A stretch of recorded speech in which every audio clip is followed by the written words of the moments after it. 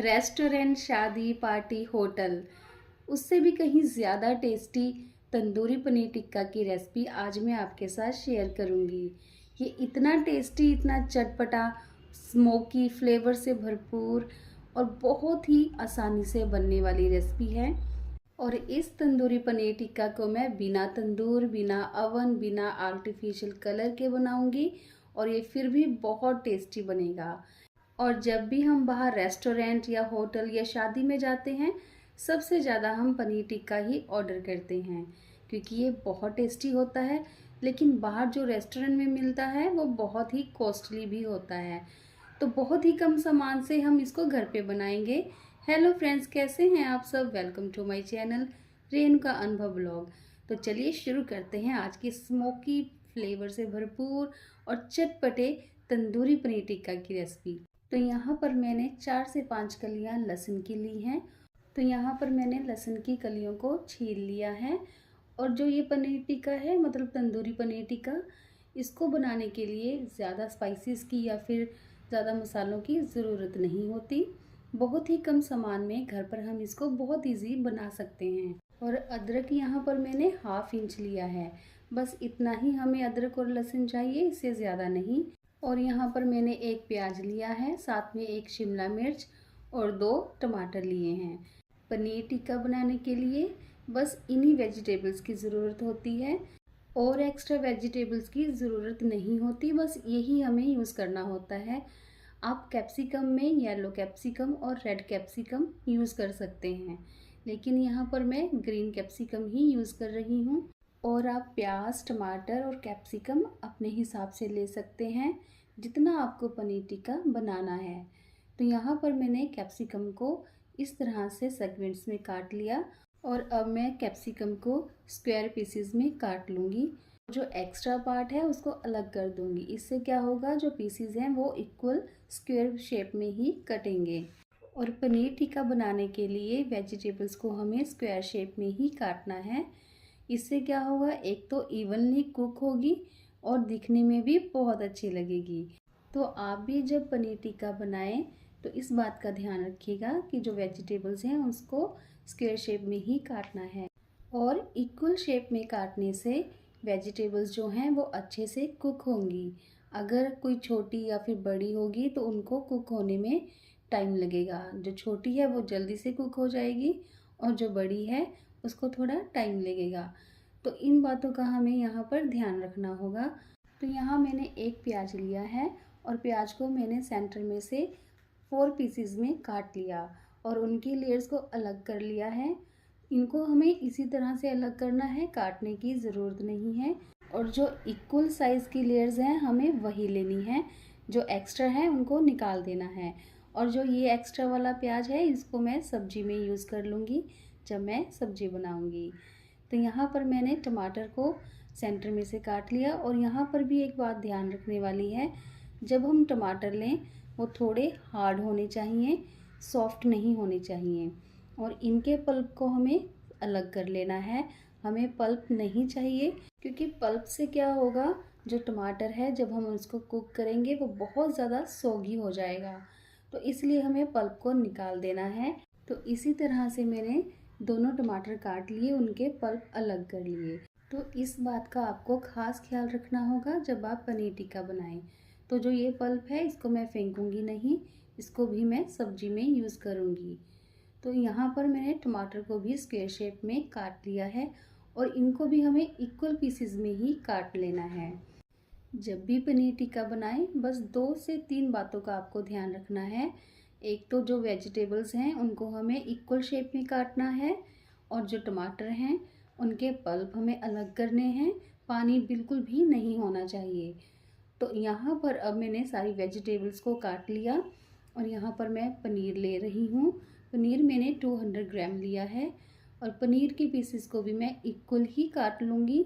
और यहाँ पर एक बात और, जब हम पनीर काटें उसको थोड़ा थिक ही रखें, ज़्यादा हमें थिन नहीं रखना है, मतलब पतला नहीं काटना है। अदरवाइज़ क्या होगा, जब हम पनीर को स्टिक्स में लगाएंगे तो वो टूट सकता है। तो यहाँ पर हमें पनीर को थिक ही रखना है। बिल्कुल इस तरह से पीसेस काटने हैं और पीसेस बिल्कुल इक्वल हैं। और मैं अब क्या करूँगी, जीरा और साबुत धनिया को तवे पे थोड़ा सा रोस्ट कर लूँगी। रोस्ट करने से एक तो इसका फ्लेवर बहुत अच्छा आएगा और इसको कूटने में दिक्कत नहीं होगी। जीरा और साबुत धनिया को हमें ठंडा कर लेना है, उसके बाद क्रश करना है। इनको हमें गरम को ही क्रश नहीं करना है, अदरवाइज़ वो अच्छे से क्रश नहीं होगा। तो यहाँ बिल्कुल इस तरह से हमें दरदरा सा कर लेना है। और अब यहाँ पर मैं लहसुन और अदरक को भी क्रश कर लूँगी। यहाँ पर हमें इसको क्रश करके ही डालना है, काट कर नहीं डालना है। इनका हमें पेस्ट बना लेना है। लहसुन और अदरक को फ्रेश कूट कर ही डालिएगा, बहुत अच्छा फ्लेवर आता है। जो मार्केट में मिलता है वो मत यूज़ करिएगा, इतना अच्छा फ्लेवर नहीं देता वो। तो यहाँ पर मैंने हंग कर लिया है आधा कप, और उसमें 1 बड़ा चम्मच नमक का, 1 से 1.5 चम्मच मैंने लाल मिर्च पाउडर का, और 1 बड़ा चम्मच हल्दी, और 1 बड़ा चम्मच मैंने कश्मीरी लाल मिर्च पाउडर का डाला है। साथ में कूटा हुआ लहसुन अदरक और क्रश किया हुआ रोस्टेड जीरा और साबुत धनिया, और सबको डालने के बाद बहुत अच्छे से हमें मिक्स कर लेना है। बहुत अच्छे से हमें मिक्स करते हुए स्मूथ पेस्ट बना लेना है। तो यहाँ पर 1 बड़ा चम्मच मैंने बेसन का डाल दिया, और साथ में थोड़ी सी कसूरी मेथी। कसूरी मेथी डालना बिल्कुल भी स्किप मत करिएगा, कसूरी मेथी से बहुत ही अच्छा फ्लेवर आता है। और 1 बड़ा चम्मच मैं यहाँ पर नींबू का रस डाल दूँगी। नींबू का रस डालना भी बहुत ज़रूरी है, मतलब यहाँ पे हमें कुछ भी स्किप नहीं करना है, जो भी मैंने इंग्रेडिएंट्स आपको बताए हैं। तो कोशिश करिएगा पेस्ट को बहुत ही स्मूथ बनाने के लिए। अगर पेस्ट स्मूथ होगा तो बहुत ही अच्छे से कोटिंग होगी। तो इस तरह से मैंने अब सारी वेजिटेबल्स पनीर को डाल दिया और साथ में सबको मिक्स कर लिया। कोटिंग हमें बहुत अच्छे से करनी है। हमें प्याज, कैप्सिकम, टमाटर, पनीर सबके ऊपर इवनली कोटिंग कर देनी है। और अब देखिए बहुत अच्छे से मैंने कोटिंग कर दी है। तो अब मैं क्या करूँगी, यहाँ पर मैं सरसों का तेल एकदम गर्म करके डाल दूँगी। जो सरसों का तेल है उससे बहुत ही ज़्यादा अच्छा फ्लेवर आता है। ये जो पनीर टिक्का है बहुत ही फ्लेवरफुल बनने वाला है। तो आप इस रेसिपी को ज़रूर से ट्राई करिएगा। और सरसों का जो तेल है उसको बहुत अच्छे से पकाने के बाद एकदम से ही डाल देना है जब उसमें से स्मोक निकल रही हो। यहाँ पर जब तेल डाल देंगे तो हम हाथ से नहीं स्पून से सबको मिक्स करेंगे, क्योंकि तेल बहुत गर्म है। तो इस बात का भी ध्यान रखिएगा, जब तेल गर्म हो तो हाथ से नहीं स्पून से मिक्स करिएगा। तो यहाँ पर मैं चारकोल इफेक्ट दूंगी। कोयले को गैस पे गर्म करने के बाद मैंने सेंटर में रख दिया और उसके ऊपर देसी घी डाल दिया, और कोयले से जैसे ही स्मोक निकली मैंने उसको फॉइल पेपर से कवर कर दिया। और यहाँ पर मैंने 2 लेयर्स लगाई हैं फॉइल पेपर की, वो इसलिए कि स्मोक बाहर ना निकले। तो मैंने इसको 2 घंटे के लिए फ्रिज में रख दिया था, और अब 2 घंटे हो गए हैं तो मैंने इनको फ्रिज से बाहर निकाल लिया।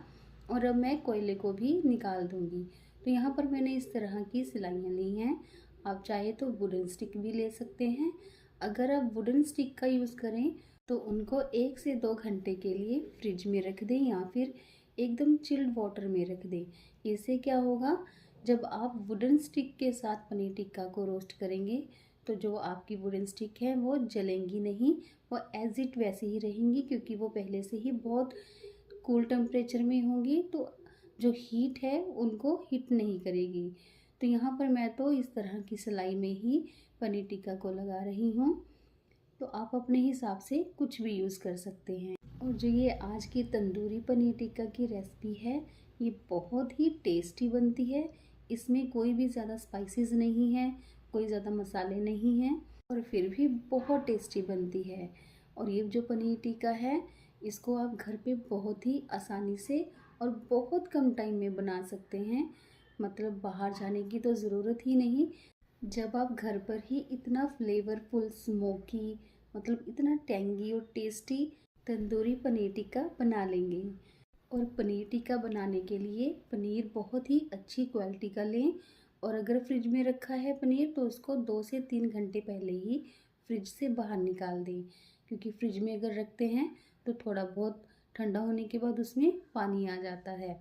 तो हमें बिल्कुल भी पानी का यूज़ नहीं करना है, ना तो टमाटर में और ना ही पनीर में। तो इस बात का भी ध्यान रखिएगा। तो यहाँ पर मैंने पनीर टिक्का को सिलाइयों में लगा लिया है। तो यहाँ पर मैं इस तरह का ग्रिल स्टैंड ले रही हूँ, और इसी के ऊपर मैं पनीर टिक्का को बनाऊंगी। ना तो मैं अवन में बनाऊंगी ना तंदूर में, बस इस स्टैंड को गैस के ऊपर रख दूंगी और साथ में पनीर टिक्का की सिलाइयों को भी। आप चाहें तो ग्रिल पैन में भी बना सकते हैं, अवन में बना सकते हैं, तंदूर में भी। लेकिन एक बार इस तरह से बना के देखिएगा, आपको बिल्कुल भी पता नहीं चलेगा कि ये तंदूर का बना हुआ नहीं है या फिर अवन में। बिल्कुल वैसा ही टेस्ट आएगा जैसे तंदूर में बना हो। आप ज़रूर से ये रेसिपी ट्राई करिएगा, आपको बहुत ही अच्छी लगेगी।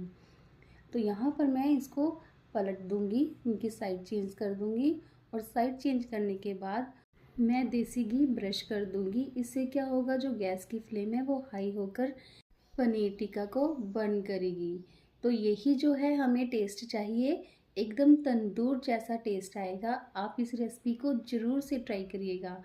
आपको ना ही तो अवन की ज़रूरत है ना ही तंदूर की, अब डायरेक्ट गैस पे इस तरह से बना सकते हैं। आप इस स्टैंड के बिना भी इसको बिल्कुल डायरेक्ट बर्नर पर रख के भी बना सकते हैं। और मैंने देसी घी ब्रश किया है, आप चाहें तो बटर भी लगा सकते हैं, बटर से भी बहुत ही अच्छा टेस्ट आता है। तो हमारा तंदूरी पनीर टिक्का बनकर तैयार है और आप देख सकते हैं इवनली कुक हुआ है, कोई भी पीस ऐसा नहीं है जो नहीं कुक हुआ है। हमें इसी तरह से उल्टते पलटते ग्रिल कर लेना है। तो यहाँ पर अब मैं इसको सर्व करूँगी। आप देख सकते हैं कितना टेम्पटिंग लग रहा है और इसको आप सर्व कर सकते हैं प्याज के लच्छों के साथ या फिर जो सिरके वाले प्याज होते हैं उनके साथ, ग्रीन मिंट चटनी के साथ। और इसी तंदूरी पनीर टिक्का के साथ आप पनीर रैप भी बना सकते हैं और इसी के साथ आप पनीर टिक्का बटर मसाला ग्रेवी वाला भी बना सकते हैं और इन्जॉय कर सकते हैं। अगर आपको ये रेसिपी अच्छी लगी हो तो प्लीज़ मेरे चैनल को सब्सक्राइब करें और मुझे सपोर्ट करें। ऐसी ही और रेसिपीज़ देखने के लिए मेरे चैनल पर बने रहें और चलिए मिलते हैं नेक्स्ट वीडियो में। Bye bye.